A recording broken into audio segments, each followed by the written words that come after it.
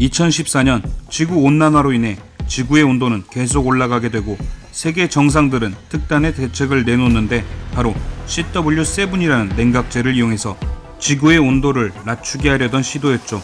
하지만 CW7의 부작용으로 인해 지구에는 다시 한번 빙하기가 찾아옵니다.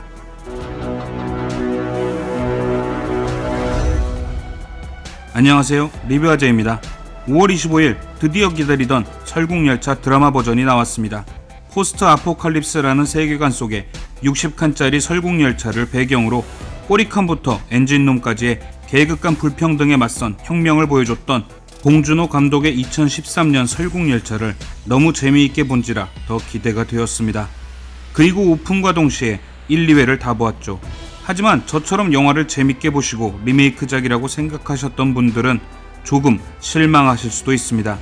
그럼 먼저 드라마와 영화의 차이점부터 설명드리겠습니다. 첫째로 세계관은 동일하나 시간적 배경은 다릅니다. 영화 설국열차의 배경은 빙하기 이후 17년이 지난 이야기이고 드라마 설국열차는 그보다 10년 앞선 7년 후의 이야기입니다. 둘째, 그럼 프리퀄 작품으로 커티스와 냄궁민수의 과거를 볼 수 있는가? 아닙니다. 시대적 배경으론 프리퀄이 맞으나 열차 안의 상황은 프리퀄이 아닌 완전 새로운 이야기입니다. 셋째, 설국열차의 그 열차가 아닌 건가요? 맞습니다. 영화 설국열차는 총 60칸입니다. 하지만 드라마의 열차는 1001칸으로 이는 원작 만화에서 나오는 칸수와 동일하며 고로 설국열차가 한 대 이상 존재한다고 봅니다. 넷째, 그럼 드라마는 영화와 스토리가 완벽하게 다른가요? 완벽하게 다르지는 않습니다. 꼬리칸부터 엔진룸까지 계급 간 차별과 불평등이 존재하고 이를 바로잡기 위해 혁명을 준비하는 과정은 영화와 흡사합니다. 그리고 연양갱이, 주식인 것과 각 칸마다 특색이 있는 설정, 또한 죄 지은 자의 팔을 자르는 형벌과 꼬리칸의 혁명을 주도하는 주인공의 모습 또한 영화와 유사합니다.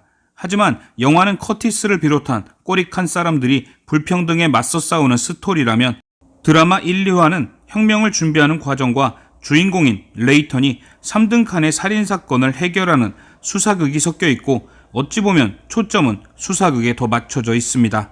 다섯째, 그럼 그 기차에도 윌포드가 존재하나요? 드라마 설국열차에도 윌포드가 존재합니다. 영화에선 기차에 관심이 많던 소년이 커서 윌포드가 되고 그는 엔진룸에서 설국열차를 지휘하는 계급사회의 최상층 왕처럼 군림하죠. 하지만 드라마 설국열차의 윌포드는 영화와 많이 다릅니다. 초반에는 승객들을 접대하는 접대부 소속의 멜런이라는 이름으로 나옵니다. 하지만 1화 마지막쯤 엔진룸의 엔지니어는 그녀에게 미스터 윌포드라고 부르며 그녀가 이 열차를 총괄하는 윌포드임을 알려줍니다. 하지만 왜 여자인 윌포드에게 미스터라는 호칭을 붙였을까요? 저는 이것이 열차를 지휘하는 사람의 직책이라고 생각합니다. 대통령이 여자라고 여대통령이라고 부르지 않는 것처럼 미스터 윌포드라는 단어 자체가 그 사람의 계급인 거죠. 한 가지 유심히 본 것은 윌포드가 엔진룸에서 편한 옷으로 갈아입었을 때 후드티에는 MIT라고 쓰여 있었고 그녀가 빙하기 전 MIT 공대 출신으로 열차에 관한 해박한 지식을 가지고 있기에 그 자리에 앉은 것이 아닌가 추론합니다. 그렇기에 그녀는 영화의 윌포드처럼 엔진룸에 숨어 사는 게 아니라 접대부 소속 멜런이라는 또 다른 이름으로 현장에서 직접 직책에 따른 기타 임무들도 병행하는 것으로 보입니다. 이 정도가 영화와 드라마의 차이점이 되겠네요. 그 외 1, 2회의 주된 내용은 혁명을 준비하던 레이턴은 갑자기 기차의 앞칸으로 불려갑니다. 그 이유는 기차의 3등 칸에서 연쇄살인이 발생했고 전직 강력계 형사였던 레이턴에게 범인을 잡아달라고 멜러니가 직접 부탁을 합니다. 처음엔 거부하던 레이턴은 어느 곳이든 이동이 가능하다는 얘기에 기차 내부 구조를 파악하기 위해 수락을 하고 사건을 해결해 나갑니다. 그리고 밝혀진 사실은 피해자인 사람이 윌포드의 첩자였고 그가 고문을 받고 죽어가며 어떤 정보를 흘렸는지 밝혀내기 위해 범인을 잡으려던 것이었죠. 그렇기에 연쇄살인에 굳이 윌포드가 직접 나서 레이턴까지 섭외하였던 것이고요. 여기까지가 1, 2화의 줄거리입니다.